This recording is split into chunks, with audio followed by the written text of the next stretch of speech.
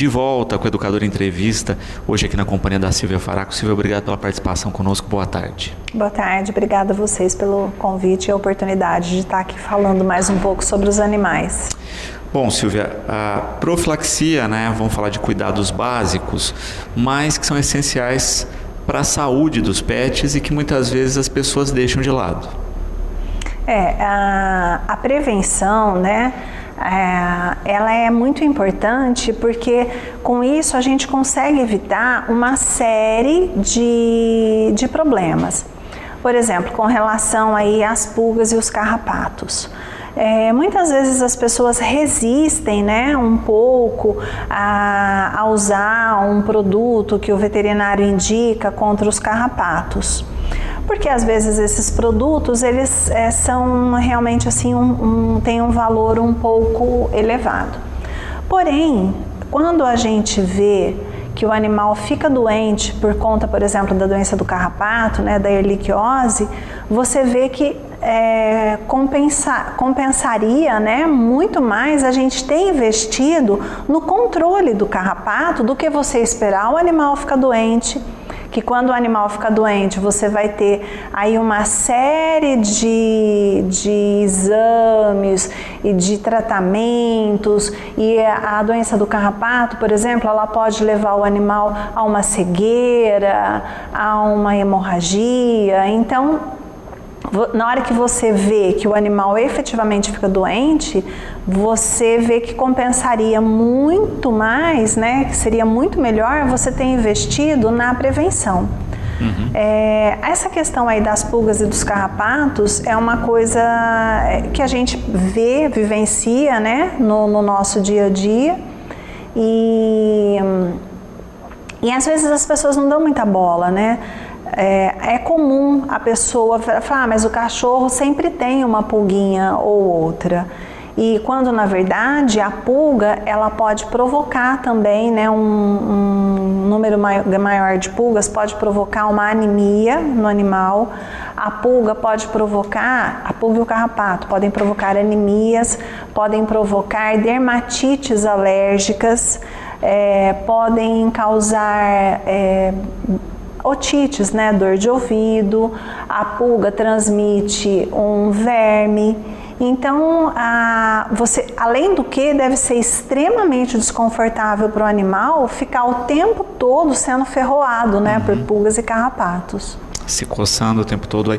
E a gente vê isso, né? Aí acaba gerando problemas de pele em função dessa coceira, desencadeia um monte de problemas.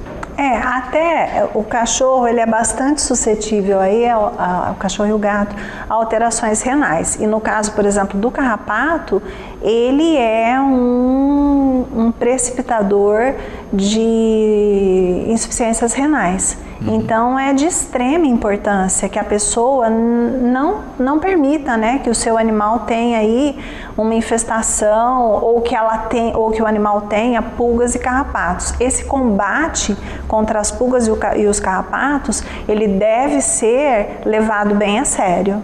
Zilda colocando, né, o que seria bom para caspa para cachorros. Tá. As caspas, né, elas podem ter várias causas. Elas podem, a pulga e o carrapato podem provocar essa seborreia, né, essas caspas.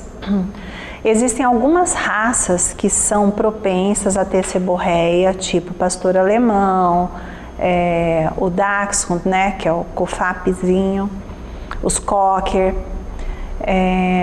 Então essa descamação, né, essas caspas, elas podem ser secundárias, decorrentes de pulgas, carrapatos e alergias alimentares, sarna demodécica, ou elas podem ser primárias.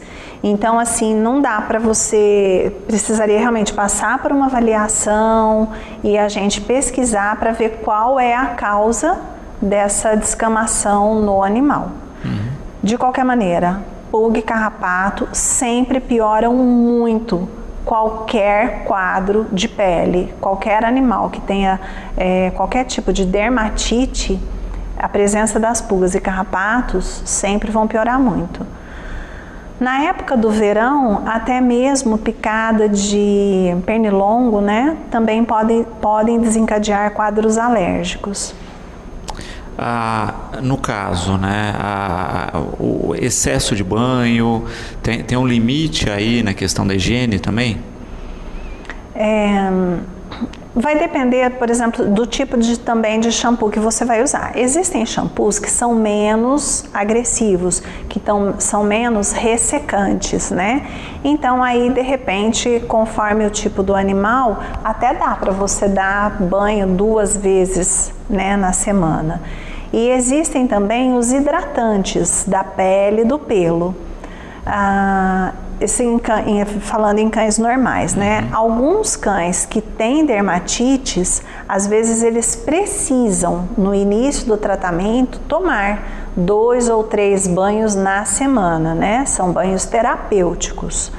Mas de um modo geral, a indicação é de um banho, uma vez por semana ou a cada 15 dias. Marinês,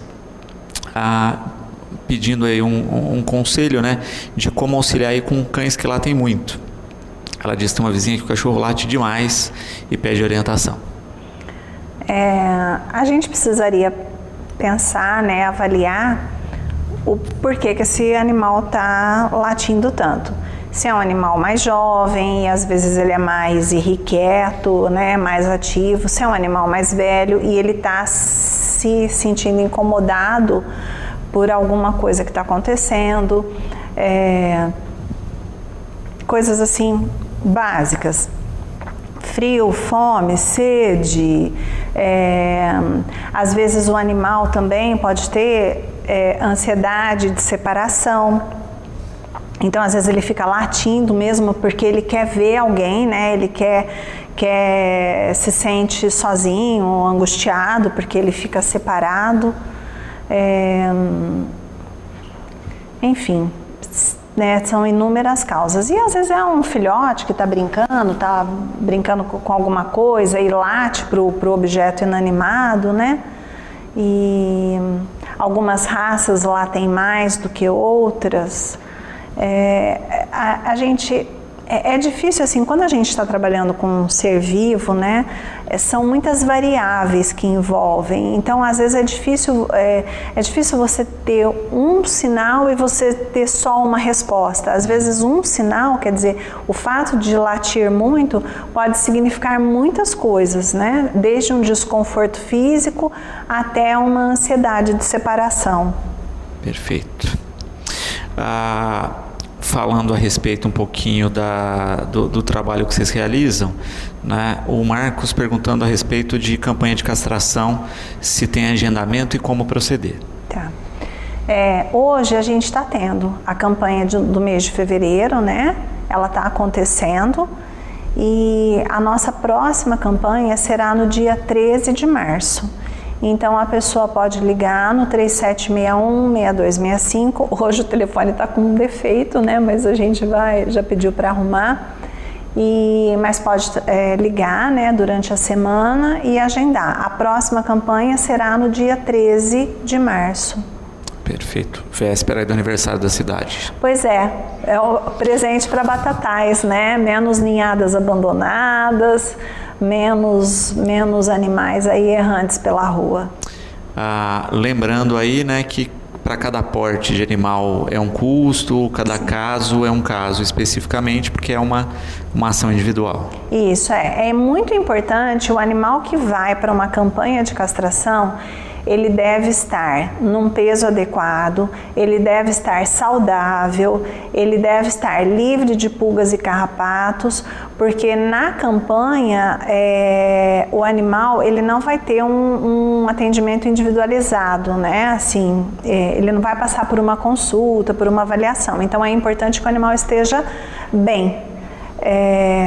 Se às vezes a pessoa quiser se resguardar e fazer um hemograma antes, ela pode procurar o veterinário dela da confiança e aí ela faz o hemograma, faz essa avaliação e depois ela pode ser encaminhada aí para a campanha. Perfeito. E no dia da campanha tem que ter um tempinho aí de jejum. Sim, o procedimento cirúrgico, né, ele vai exigir, no caso de animais adultos, de 8 a 12 horas de jejum. No caso de jejum de alimento sólido, tá? Não é para tirar a água do animal.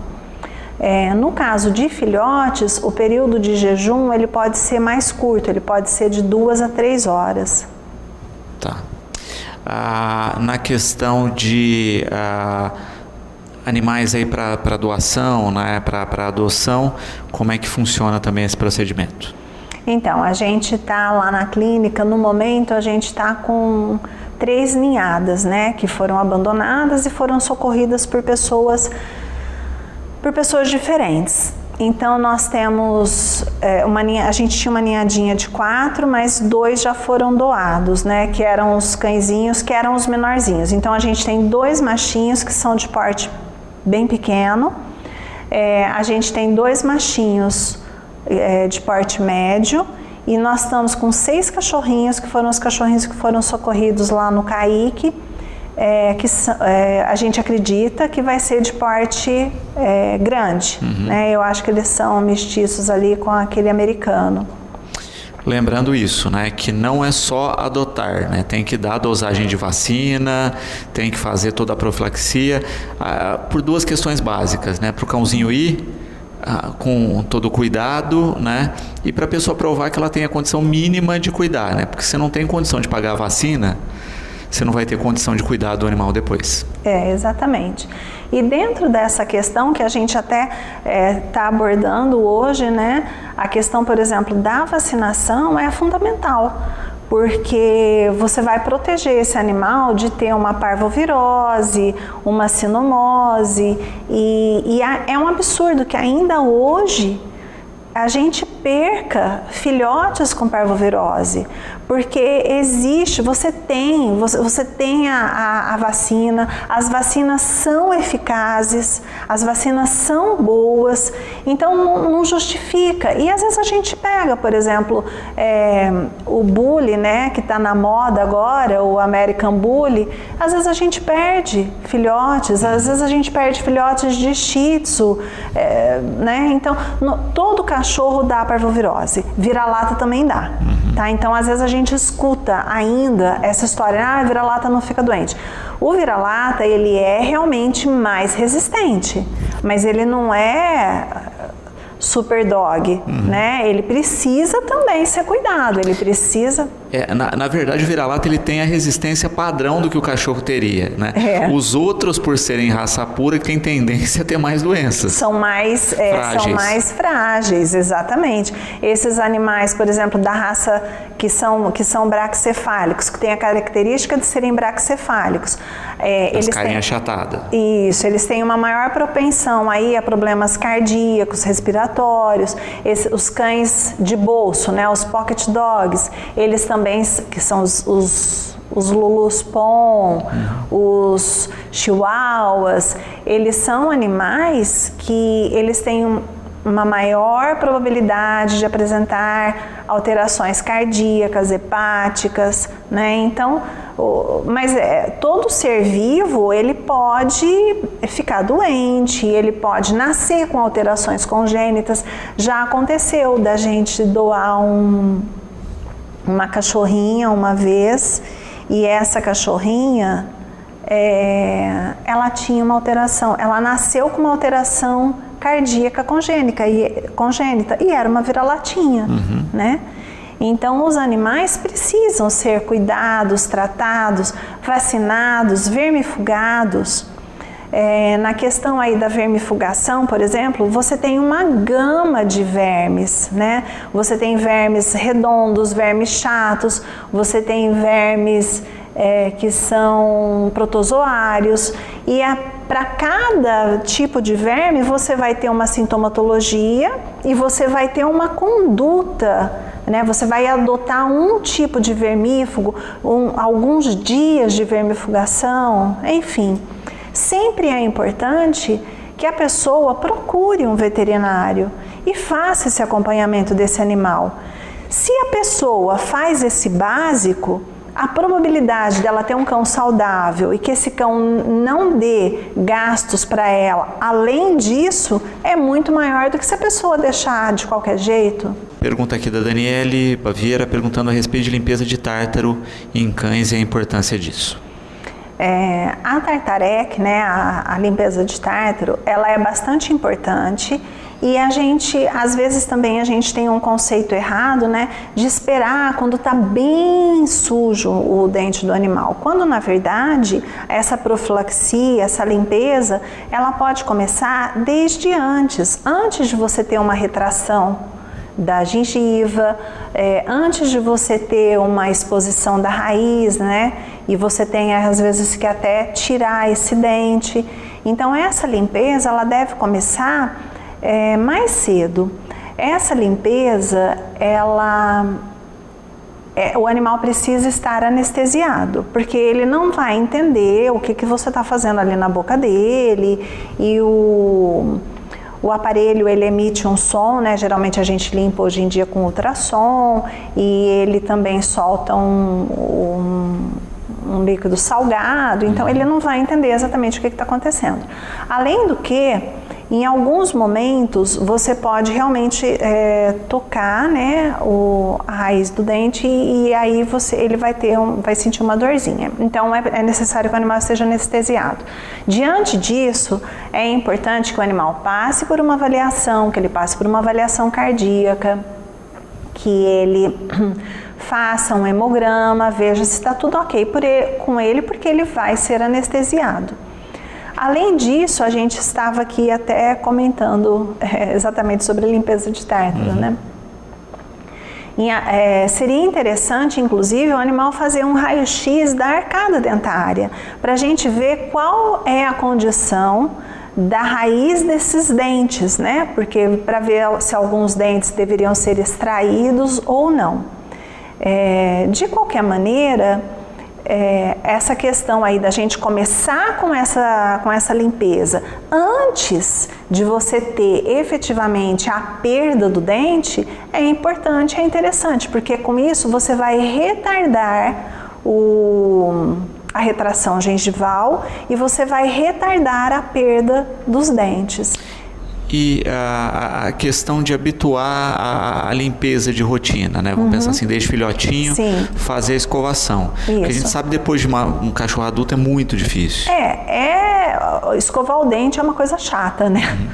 Então, desde pequenininho, realmente a pessoa deve habituar, pegar esse filhote, colocar em cima de um banquinho ou de uma mesa pequena e começar a higiene aos poucos, devagar. A pessoa pode começar tocando a boquinha, segurando a boquinha, faz ali, manipula desse jeito, coloca o cachorrinho no chão e dá um petisquinho.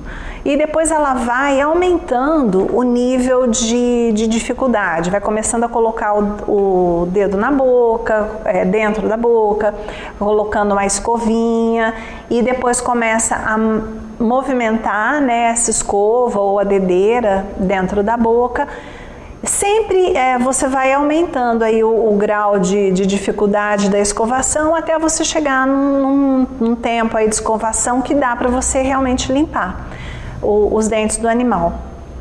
E depois coloca o bichinho no chão e dá um petisquinho, um agrado, ou depois sai para passear, enfim. É importante criar essa recompensa após a higiene da boca, né? E a gente percebe isso, né? Depois que se cria uma rotina, fica muito mais tranquilo, né? Sim, o animal passa a aceitar melhor e ele sabe que depois daquele momento, que às vezes é um pouco desagradável e tal, ele vai ter uma recompensa. Então ele passa a aceitar a higiene de uma maneira um pouco melhor. Mesmo você fazendo a higiene, mesmo você usando esses produtos, né, que você promove uma limpeza dentária, com o tempo vai acabar tendo o acúmulo da placa bacteriana. E aí você vai fazer essa limpeza com o aparelho ultrassônico. Porém, tudo isso vai ajudando, né, você a manter a saúde bucal do animal. Silvia, para encerrar, né, quem tiver alguma dúvida ainda a respeito da questão da castração, da adoção, como é que deve proceder? A pessoa pode se dirigir lá na Avenida 9 de Julho, número 953, para adoção, né?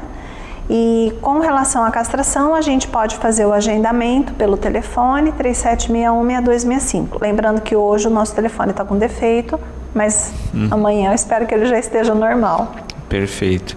E também com relação à associação, né, das pessoas que quiserem ser sócios, podem entrar em contato. Por favor, a gente precisa de associados. Agora para o inverno nós vamos precisar de jornal, caixas de papelão. Até uma moça me mandou mensagem, ela queria doar um colchão.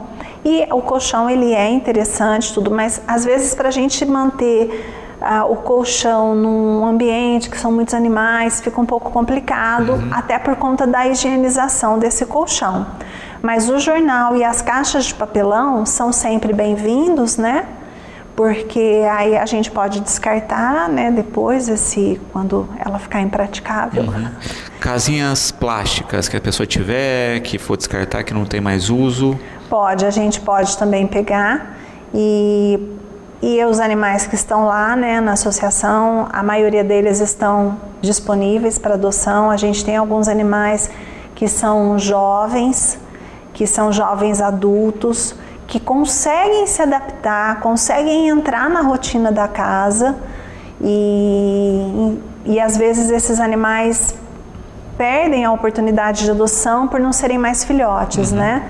Então, quem quiser dar uma chance para esses animais aí que são jovens, que têm uma vida inteira, que eles não merecem viver lá presos todo esse tempo. Sem dúvida.